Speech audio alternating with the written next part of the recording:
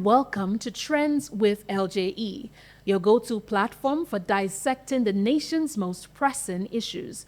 I am your host, Maimuna Ahoiza Zubair, and today we're joined, as always, by an esteemed panel, lecturer and media practitioner Dr. Uchera Ikedichukwu Chris, developmental strategist Mr. Shadrach Oka, and public policy analyst Mr. Chidi Iloameke. Gentlemen, you're welcome.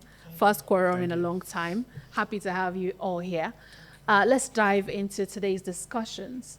We begin with sober news, where Delta State mourns the untimely death of Chief Mrs. Shimite Bello, Special Advisor on Trade and Exports to Governor Sheriff Oborewori. Reports indicate she was allegedly poisoned by her husband, Pastor David Favor Love, following a domestic dispute on Easter Sunday. She was pronounced dead at St. Luke's Hospital, Asaba. The Delta State Police Command has initiated a full-scale investigation. Spokesperson Bright Edafe confirmed that an autopsy is underway and Pastor Love is in protective custody, not under arrest. In a statement issued by his chief press secretary, Governor Oborewori expressed profound grief over Chief Love's passing, describing her as an intelligent, charismatic leader who served the state with distinction.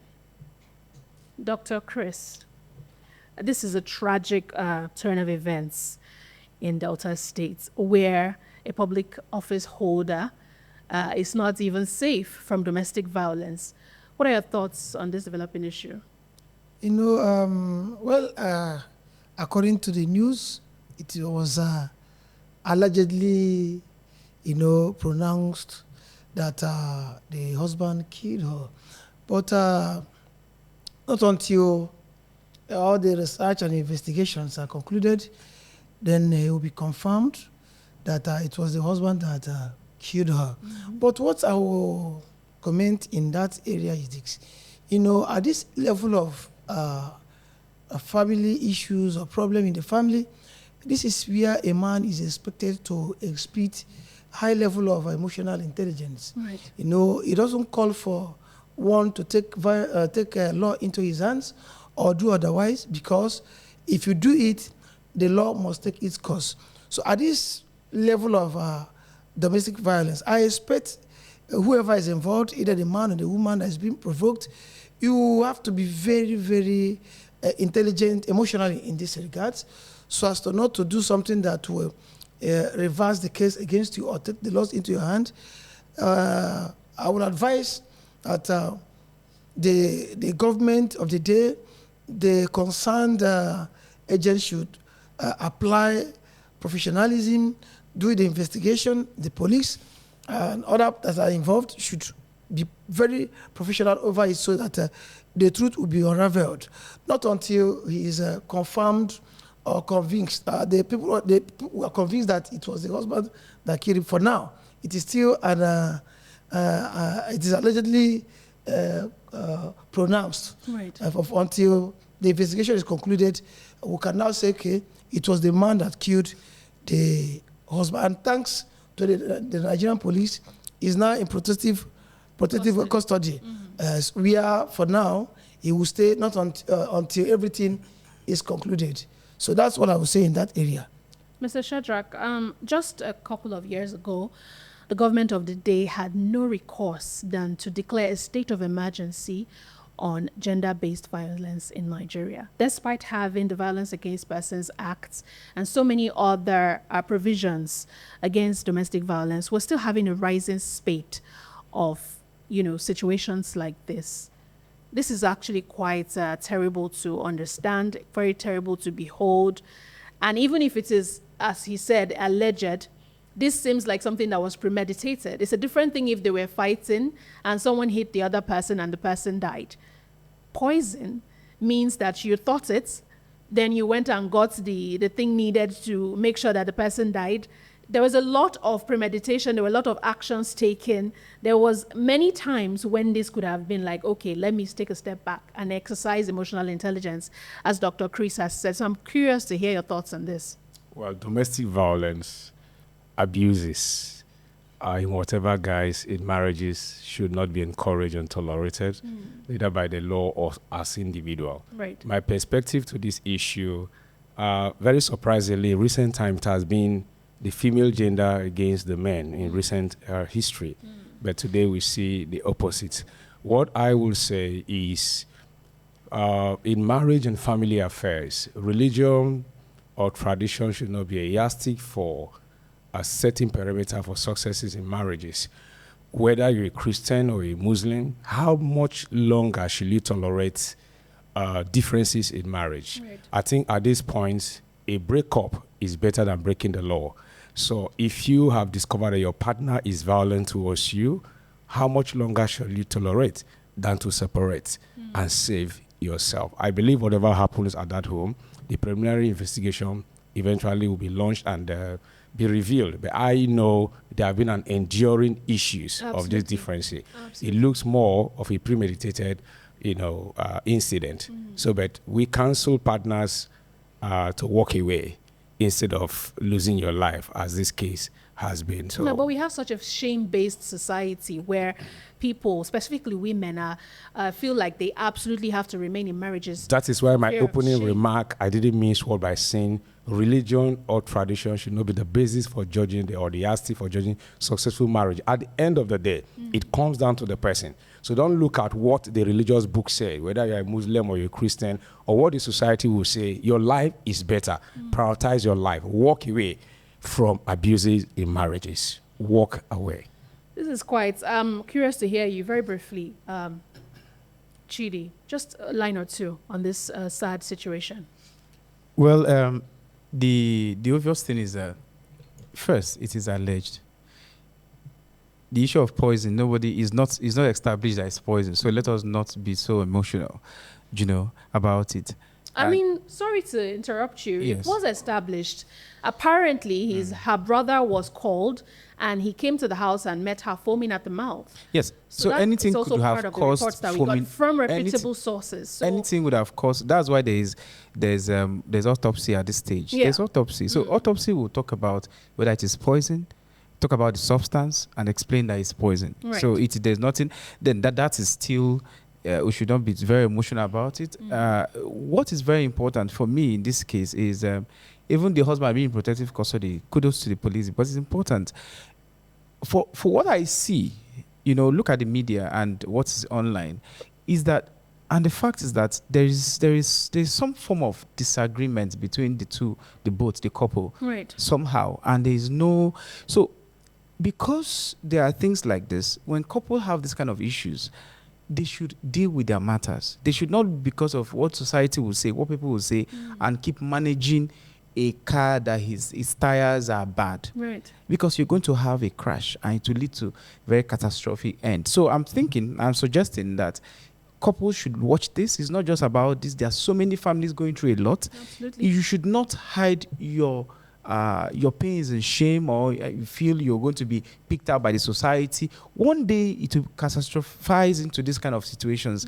And of course, the investigations are ongoing. Let's see what happens. Then the family is saying there's been long-term disputes between the two. the couple. It says a lot. When you have things like this, settle on time. It's not enough to say, I've forgiven you, let's come together and cohabit. It's not enough. Let's look at how to end these issues well. Even relationships, there are relationships that are not even working, but because they are from big families and for public, public perception. Office holder, Public she feels the perception, need. you don't want to. Yeah. And that's why we give kudos again to Senator Natasha. Speaking up. Yeah. Speaking up is important, please. Absolutely. That's all I can say. Moving quickly along to security, former Defense Minister, Lieutenant General Theophilus Danjuma, retired, recently urged communities to defend themselves against attacks, citing inadequate security. Contrarily, Governor Umar Namadi of Jigawa State warned that such calls could lead to anarchy. Meanwhile, the National Assembly is drafting legal frameworks for establishing state police to enhance internal security, as announced by Senate leader Okweyemi Bamidele. However, the National Economic Council's upcoming meeting, slated for tomorrow, the 24th, does not include state police discussions on its agenda as of yet. Mr. Shadrach, let's talk about this. We just broached it a little bit on our Monday episode. You weren't here, and we talked about self-defense as a viable solution to Nigeria's security challenges. I want to align with the Jigawa State Governor's submission that this could lead to anarchy. What are your thoughts? Well, in a way, yes and no.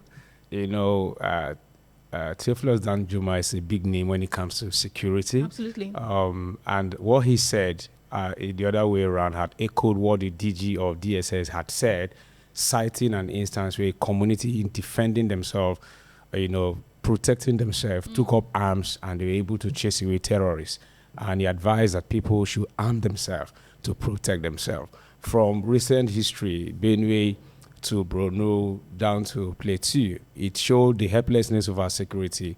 And the only way out is to say people should guard themselves. But there's a limit to self-defense. If you look at and that's the thing. If it's not regulated, when you talk about it, look at what happened in Uromi. Exactly. These are the kind of situations that we need to try to prevent. And I would like to bring in the United States, which has an unprecedented number of gun violence in their country on a yearly basis. And that's because of unregulated. A blanket statement such as what the former defense minister, T.Y. Danjuma, said should be looked into and well regulated so that people will not resort into uncontrollable violence all over the place. But going by recent times, our security and the government looks helpless, as if they are frustrated, they have been overwhelmed by the current situation. It only throws into confusion. National Assembly enacting laws not just enough. We have enough laws is a will to deal decisively with what is ongoing, especially where criminality is known, and delay in unmasking them and bringing them into justice is what gives room to such statements as what Danjuma have said. Absolutely. Speaking from a place of frustration, Dr. Chris, when we talk about state police and this continuous conversation that is ongoing regarding it to the point of it gets into the National Assembly, what are your thoughts on this? And factoring in the fact that it is not even coming up in tomorrow's NEC meeting. Thoughts, please. Yes, the issue of state police is something that has taken a long time, and it appears as if something that is not going to come to an end. The issue bordering around the state police is, I'm seeing it as political. Our leaders are not seeing it as something that will solve the problem of the people. They are seeing it as something that is going to pose hindrance to their political ambitions and aims. And that's the reason it has taken so much time. As you said, it's not something that is coming in as an agenda, as a point to be discussed. And that shows you how serious or how unserious they are over it. So adopting this issue is something that will benefit them direct without any issue. You will see it becoming a law immediately. Right. So since it has to do with the people, and the people are being killed, they don't deem it anything serious or necessary to attend to. So then still going back to what you just asked my colleague initially, those guys coming, the Namade as a governor and the Danjuma coming with options, they have reasons for saying what they said, and they can substantiate it with their facts. So T.Y. Danjuma saying what he said, he sees the people are being killed. It is for the people, and the people are helpless. Now the Namadi, he is in governance. He is a governor. He's in government, and he doesn't want anything that would take his role out of him. And that's the reason he's saying there will be anarchy. Yes, because where there's anarchy, there's no government. Absolutely. That's what it means. Absolutely. So now, if the people are involved, that is where you hear comments from T.Y. Danjuma coming up. And if the people are not involved, that's where you see people in government saying what they said, which Namadi represents. Yeah. So I'm of the opinion that our National Assembly, our leader, the executive arm of the government, legislature and the judiciary, all of them put together, they are not serious. The people clamoring for all these things are the people and the media. That is where you see this issue of police, community police coming up. Is either the media or the people. The government are not serious about it. Right. And by that reason, they are just taking it as something very unserious. Right. My position. Moving swiftly along, the federal government has allocated 10 billion naira in the 2025 budget for installing a solar mini grid at the presidential villa. This amount significantly increases and takes about 17% of the capital budgets of the State House. This move raises questions about the government's confidence in the national power grid, especially amid recent tariff hikes under the new Band A classification. Chidi, I'm coming straight to you with my first question. This 10 billion naira investment into the solarization of the presidential villa, the State House, which is taking about 17% of the total capital budget for the State House for the year 2025. Is this not a waste of resources? And does this not silently, show a vote of no confidence on our own power infrastructure? Thoughts? The presidential spokesperson, Bayo Onanuga, shortly after Nigerians, the backlash from Nigerians regarding this step by the presidency, quickly posted a video. Hopefully it will be played and the viewers will watch it. I'm going to show you on his X handle. And then what is the video talking about? That the US White House made use of solar under Obama, President Obama. And so that's his justification. So going through that video, about 2 minutes plus video, you know what happened? It happened that there was a climate action taken by President Obama. It's actually a national policy framework. Right. And US, in the past over 100 years or more, at least has 20-hour power supply, if not 24-hour power supply. For the last 50 years, Absolutely. has 24-hour power supply. And this, as at then, was in the video, the person in charge of the installations that's under the ministry, in charge of that climate action, said that the whole solar equipment, down to the panels and the batteries and the cables, were all manufactured and made in the US. Absolutely. In that same video that Bayo Onanuga posted, there was never a mention that US had challenges with power. They had no issues with power. So that should be, for those who say it is everywhere, because that is exactly what we hear from those in government. What I think the president should do, it's a shame. They should not do they keep on making themselves look very bad and still want to defend themselves. Yeah, what the president should do, we know that power is bad. They are even feeling it. Go down there. If a whole presidency can budget over $6 million to power, and at that time, what's his name again? Obama budgeted just less than $1 million or around that figure. It tells you something. They should scrutinize what is happening in Nigeria. We're in soup. Our power minister said it here before. I'm still saying it again. All his qualifications are in banking sector. I'm talking about your minister of power. You understand now? Adelabu. The government should sit down and declare national emergency on 2 areas of the economy of this administration. The first should be on power, because that is what drives the economy. Absolutely. Nigeria is collapsing. Small businesses are not even thriving. The second emergency should be on Tinubu himself. Oh, He should. Dr. If he has reasons why. Wait first. Let's hear what message this sends to Nigerians. The message is very clear. The presidency is wanting to cocoon itself from the problems of the country and leave us to our own fate. It's very clear. The message is clear. In your opening statement on this, you said they pass a vote of no confidence on the electricity sector in the country, or power sector of the country. That is very true. President Tinubu himself, when he was campaigning, talked about power, promised Nigeria that we're going to have electricity field, that nobody is going to pay for estimated. We are going to have meters everywhere. Higher tariffs now. Yes, and he said, and I quote, that if that does not happen, we should not vote for him. So Nigerians, what are you waiting for? He said we should not vote for him. But it also shows where the government prioritizes.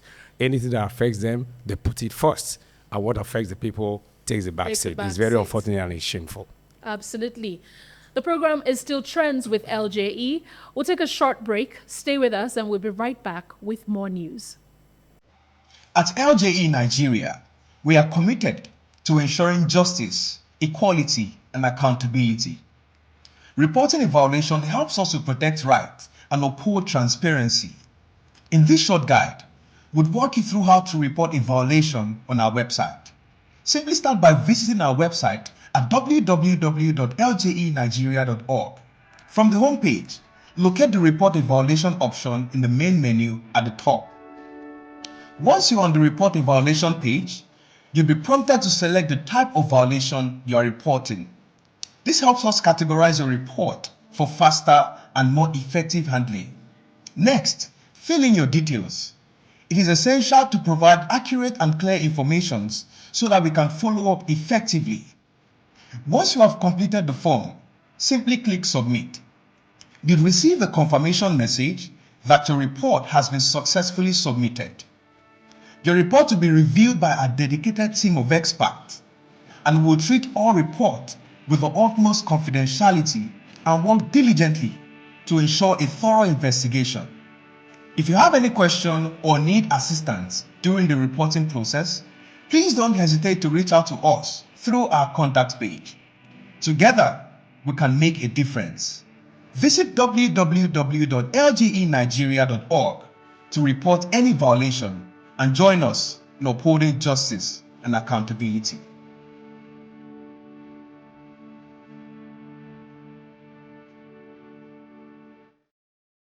Welcome back to the show.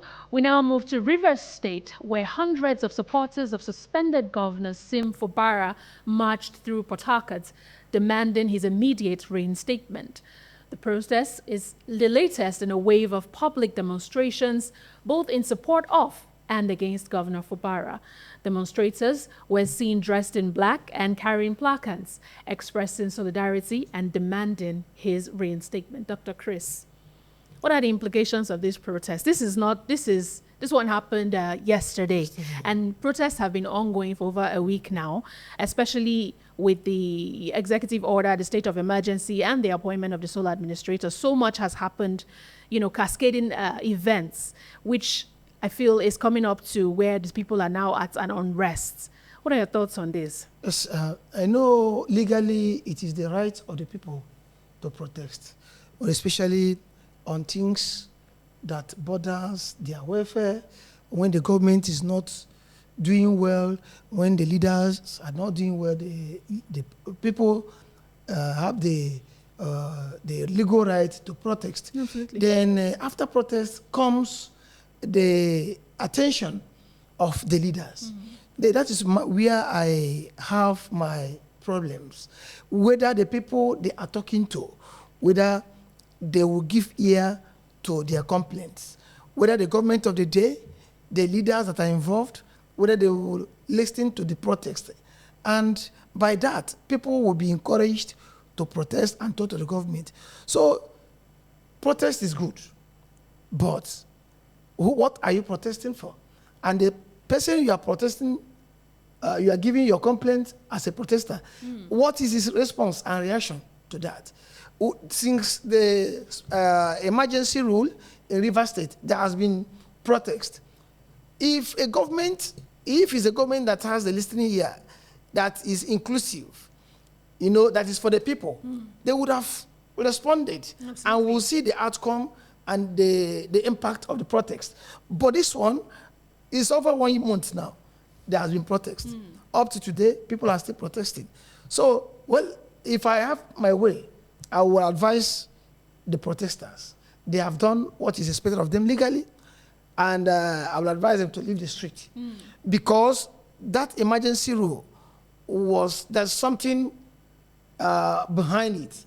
The emergency rule was not just a rule that was, it's political. Yeah. And not until the people that enacted it, that put it, not until they achieve their political aim, they will never listen to the people. So not until they achieve their aim, they will not listen to the people. So that is what I can say in that regards. I mean, he has already even answered the question I was going to ask, which is, are there mechanisms in place to address, political grievances when the people come out like this? We've seen it happen so many times. End SARS, end bad governance, take back Nigeria. It goes on and on and on, and nothing changes. I'd like to hear your thoughts. For me, at this point, I want to give a big hand to the Rivers people.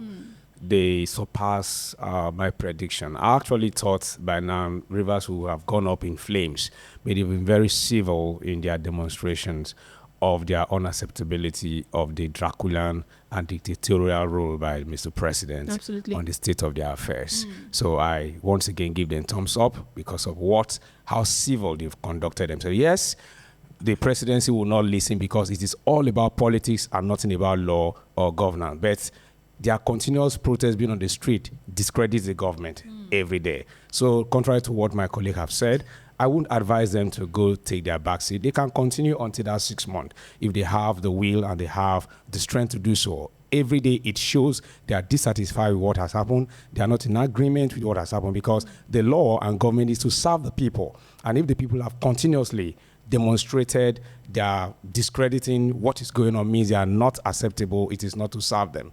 So your other question said whether there are mechanisms to put in this in fact. But people are not patriotic. People in government we've elected to serve us are not patriotic. It's all about themselves and nothing about the people. So with that, they will even close their eyes and shut their ears against the crowd of the people and turn a blind eye to the law. If not, there are provisions in the law. If they had followed the law, there will be no emergency rule in the first place. So they turn their black eyes on the law, and what you have now is a state of anarchy, but kudos to the people for not, throwing that up. Because what the president declared actually could cause state of anarchy in Rivers Absolutely. if the people had responded with illegality to the illegality demonstrated by the government. But again, the Rivers people are showing high level of civility, and I commend them for that. Absolutely. Commendations to the people of Rivers for their decorum so far.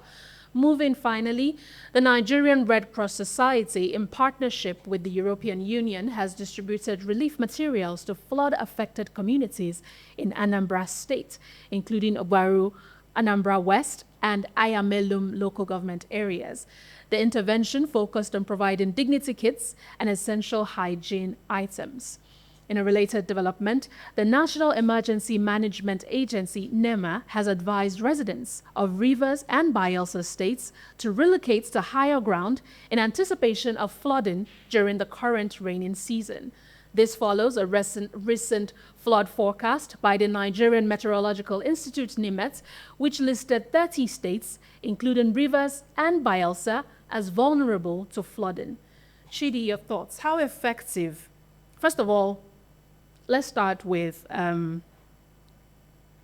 disaster management in Nigeria, which, as we know, is abysmal at best, if we must say so ourselves. And the issue of asking people in terms of preparedness to move to higher ground. I'd like to hear your thoughts on the viability of such an announcement or pronouncement and how, prepared are we for this impending flood?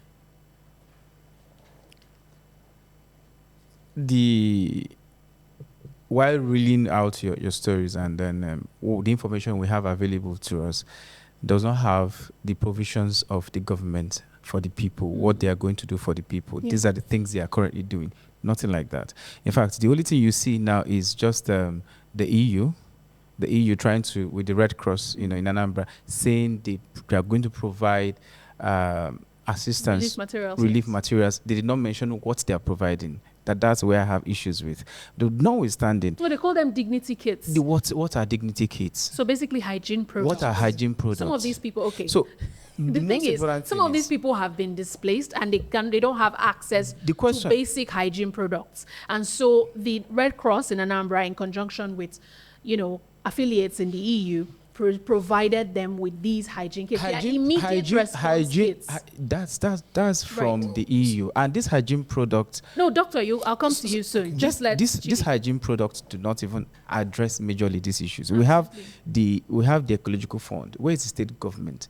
At this instance, in Nigeria, over the years, we've had cases of flood. This is a natural phenomenon. Higher grounds means terrains that's above water level, because water rises at this level where it rains. at this instance, because we are at the rainy season, not close to it, we're at the rainy season, the government should be proactive, and there should be concrete steps taken where people are taken away from the rural areas to settlement areas. And then I heard them saying IDPs. Come on, they are not internal. Please don't. This is dignity of human persons. They are not IDPs. IDP camps and things. No, you take them to a decent place. There is from the federation account, we have ecological funds, where in the past couple of years, like 3-4 years now, we've had across 30 states over 30 billion, about 40-something billion or more has been, so state government have money, Anambra state government they should do something about it. They should not leave it just to the people, not just Anambra state. Bayelsa is there, Rivers is also a part of this whole discussion. And other, exactly. So please, state government, we have subsidy removal, and monies are pumped into all the states of the federation as a product of this. The people concerned, these governors, Soludo, he's doing his best from what we can see, but he needs to do more on this. Other governors needs to key into this. At this instance, we should have secondary shelter in specific parts of the state, strategic parts of every state. Absolutely. What is the housing deficit we have in this country is alarming. That is why you see the house rent increasing. So there is little or zero government presence in providing housing for people. Not to talk more of shelter in case of emergency. NEMA, what is NEMA? Is government establishment, and you have foreign aid, foreign support coming into your locality. What are you doing? They are providing information. We are collaborating. We are this. It's not enough. Please, we need to see things happening so that people's lives will not be lost. It's an issue of national security. Absolutely. Very, Dr. very important. Chris, we talked about this off mic, and how low our level of preparedness always seems to be whenever there is impending, natural disasters like this. Speaking of asking people, basically telling people that they are on their own on this, asking them to find higher ground. I don't even know what is the geographical topography of Rivers and Bayelsa states. Do they have high ground for them to move to? And I would like to hear your thoughts on long-term measures that can be implemented where we are proactive as opposed to reactive in Nigeria. You see, Memuna, this is what you see where there is no investment in research. I've been in River State, I've stayed there. I am sufficiently convinced in me and sincerely convinced in me that River State as a state does not have anything called higher ground or higher places or mountainous settings. Absolutely. I am convinced.